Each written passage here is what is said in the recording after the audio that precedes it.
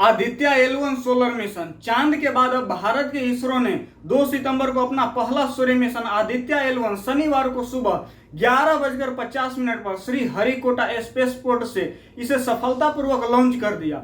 यहां मैं आपको एक बात क्लियर कर देना चाहता हूं कि भारत के इसरो द्वारा चंद्रयान 3 को चंद्रमा की सतह पर उतारा गया था, लेकिन आदित्य L1 सूर्य की सतह पर नहीं उतरेगा। वह लैग्रेंज पॉइंट तक ही जाएगा और वहीं से रिसर्च करेगा। अब आपके मन में भी सवाल उठ रहा होगा कि आखिर यह लैग्रेंज पॉइंट होता क्या है और क्या कारण है कि हमारा अंतरिक्ष यान आदित्य L1 सूर्य की सतह पर नहीं उतरेगा। दोस्तों, बस आप इस वीडियो को अंत तक ध्यान से देखिए, आपके सारे सवालों के जवाब मिल जाएंगे। लेकिन वीडियो शुरू करने से पहले मैं आप सब लोगों से बस एक रिक्वेस्ट करना चाहता हूं कि अगर आप लोग इस चैनल पर नए हैं तो इस चैनल को सब्सक्राइब कर लीजिए और इस वीडियो को लाइक कर दीजिए। तो दोस्तों, सबसे पहले हम सूर्य के बारे में विस्तार से जान लेते हैं। दोस्तों, सूर्य हाइड्रोजन और हीलियम से मिलकर बना एक धधकता हुआ आग का बड़ा सा गोला है। ये हमारे सौर मंडल का एकमात्र तारा है जिसे सौर मंडल का केंद्र माना जाता है। सूरज का गुरुत्वाकर्षण सौर मंडल को एक साथ बांधे रखता है। हमारे सौर मंडल में सब कुछ इसके चारों ओर घूमता है। सूरज का आकार कितना है?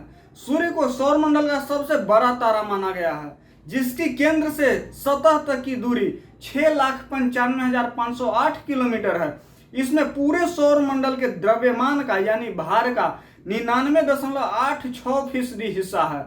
आम भाषा में कहें तो सूर्य पृथ्वी से 100 गुना बड़ा है और सबसे बड़े ग्रह बृहस्पति से लगभग 10 गुना अधिक चौड़ा है। इसका द्रव्यमान इतना है कि सूर्य में लगभग 13 लाख पृथ्वी समा सकती है। सूर्य कितना गर्म है? सूर्य का तापमान क्या है? जानकारी के मुताबिक केंद्र सूर्य का सबसे गर्म हिस्सा है, जिसका तापमान 1.5 करोड़ डिग्री सेल्सियस होता है। मैं आपको बता देना चाहता हूं कि लोहा जो होता है वह लगभग 1500 डिग्री तापमान पर ही पिघलने लगता है और यहाँ तो तापमान 1.5 करोड़ डिग्री सेल्सियस है।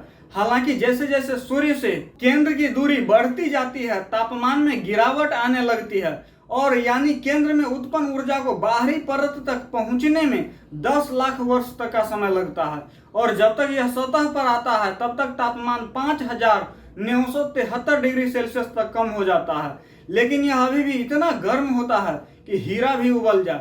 अब सवाल यह उठता है कि सूर्य का टेम्परेचर इतना हाई है तो क्या सूर्य ब्लास्ट कर सकता है, फट सकता है? देखिए, इसको लेकर अक्सर लोगों के मन में भी सवाल उठता रहता है कि ये इतना गर्म होता है, ऐसे में इसके फटने का खतरा तो नहीं? लेकिन ऐसा नहीं है। रिसर्च के मुताबिक जब इसके मूल में मौजूद सारा हाइड्रोजन जल जाता है तो यह बाहर निकल जाता है। ऐसे में इसके फटने का खतरा टल जाता है। अब हम ये भी जान लेते हैं कि धरती से सूर्य की दूरी कितनी है।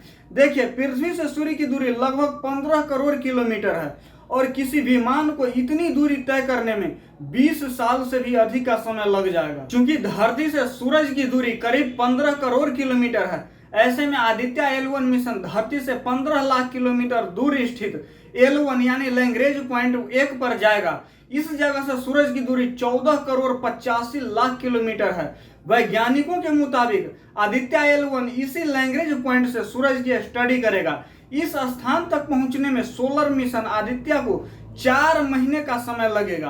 क्या होता है L1 यानी लैग्रेंज पॉइंट? इस मिशन में बार बार लैग्रेंज पॉइंट शब्द आ रहा है। इसके साथ ही एल शब्द के बारे में लोग जानना चाहते हैं। ऐसे में मैं आपको बता देना चाहता हूं कि अंतरिक्ष में मौजूद ऐसी जगह है जो पृथ्वी और सूरज के बीच सीधी रेखा में है। यह बिंदु धरती से 15 लाख किलोमीटर की दूरी पर है। बता दें कि सूर्य की अपनी गुरुत्वाकर्षण शक्ति है तो वहीं पृथ्वी की अपनी।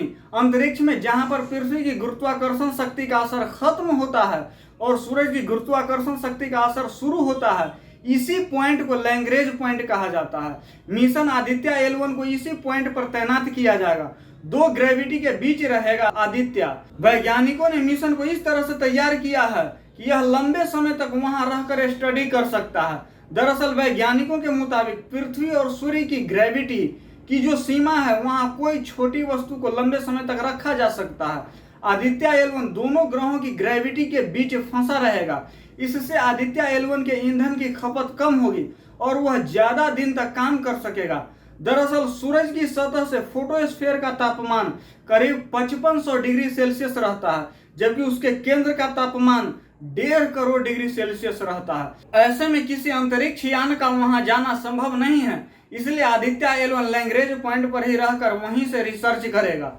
दोस्तों, भारत के लिए यह ऐतिहासिक क्षण है, क्योंकि करीब 11 दिन पहले ही इसरो ने अपने चंद्रयान 3 की चांद पर सफल लैंडिंग की है। अब 2 सितंबर को आदित्य L1 को सूर्य मिशन के लिए भेजा गया है।